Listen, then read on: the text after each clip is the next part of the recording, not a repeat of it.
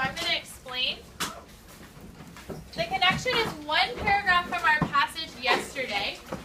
I'm asking you to re-annotate it, and then I'm going to be asking for your explanation of why you got that answer. When you re-annotate, just as a reminder, you are looking for simile, metaphor, personification, and imagery. So take about 2 minutes to re-underline and label anything in that, just that one paragraph. So now your 2 minutes have started. Let's make sure backpacks are underneath our chairs. There's a few backpacks I see that need to be underneath our chairs. 2 minutes on the timer. You may begin on the connection. Sarai has already started.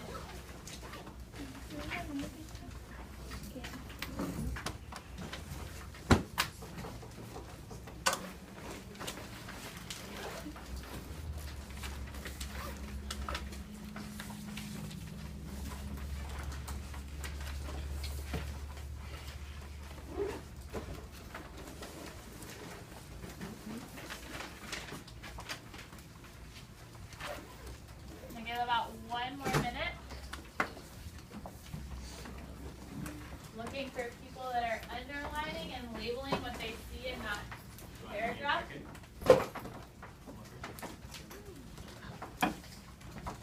Good. People are seeing imagery.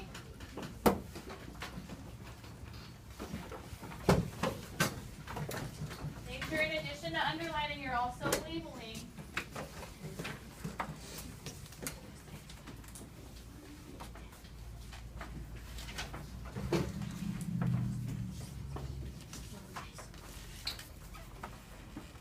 About 20 more seconds.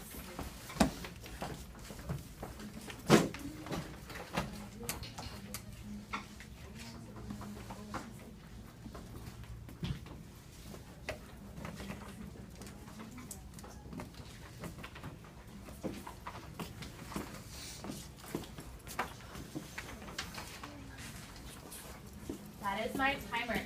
Before we talk about what we're doing today, I wanted to make sure that we were ready to go with our skill from the past 2 days. So we're going to go over 2 questions, or maybe 1 question from yesterday's packet that was pretty tricky, and I need you guys to help me analyze this. So I'm going to read it. I want your eyes up here just as I'm reading, and then you're going to tell me what you notice. I have almost everyone's eyes. Adam, have your eyes, please. His heart raced, he panted, beak open, wings quivering from his efforts. He was not content to rest for long. Having tasted the joy of flight, he was soon off again. At last, hunger drove him back to the rooftop, where food still appeared each day near his cage.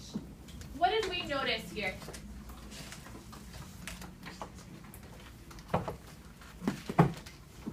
Good, there's a few more hands. I'll wait. We just had some time to underline it. Eileen. Wait, can you tell me where you noticed personification?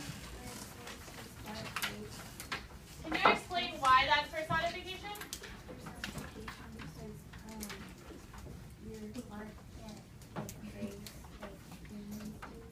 Good. I'm going to put exactly right. Your heart can't race as humans do. Can I have someone tell me what Eileen just said? So Christopher, what did Eileen just say? Why is this personification? Because it gives human abilities. It can't actually race. Good. It gives human abilities, racing, to something that cannot race. So this is personification. What else did we see? What else did we notice?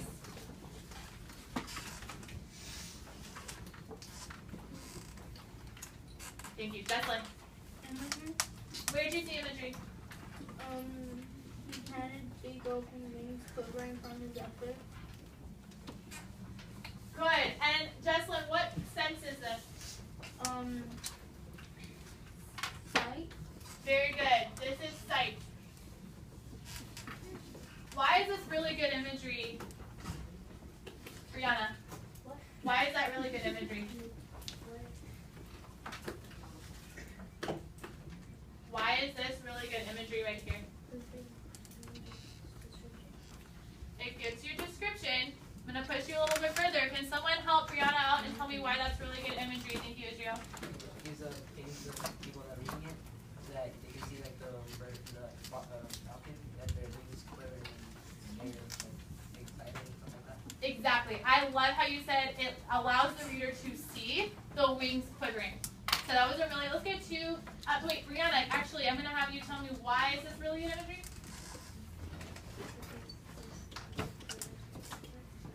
And that helps the reader do what? See it. That sight of seeing. Very good. I'm going to give 2 claps for Israel and Brianna for working together there. 2 claps on 2. 1, 2. Awesome. So I'm going to tell you there's also 2 more personification here. Tasted the joy. Label that. Another one is hunger drove. Label that. Now I would answer this question. Please follow along as I annotate it with rulers. Which literary devices does the author use in paragraph 7? First, I label this, underline it. Literary devices is my skill. Underline that, please. Natalie's underlining it. Kevin's underlining it. I label it with the literary devices we've been talking about. Simile, metaphor, personification, imagery. Then I put a box around where I need to look. I go back to paragraph 7, which is the one you just read. Very easily, since you already annotated, I can see I have personification and imagery. So then I come back and my educated guess is personification and imagery. Now I check my answer choices. A says imagery. Yes, I have imagery, but I have to read all of them in order to make sure I have the correct one. So I'm going to put a check, a little dash here. Metaphor, no, there's no metaphor. Personification, yes, there's personification. So now I need to see if it has an answer choice with both. A and B can't be right because B is not right. And so the answer is E. I'm pretty, raise your hand if you got that right. Okay. I know, so my point is that this, I think most of us got this correct, but what I want to focus on is my explanation. Can I have a reader nice and loud for my explanation here with a college voice? Thank you, Isaac. I know this is imagery because the author uses the sense of touch when he says the falcon's wings are quivering. And the author personifies the heart by saying that it was racing, personifies joy by saying it was tasted, and personifies the hunger by saying it was driving. All of these are human actions applied to non-human objects. Go ahead, thank you, Isaac. Tell a neighbor why that is such a good explanation. You have 15 seconds. Go. Why is this such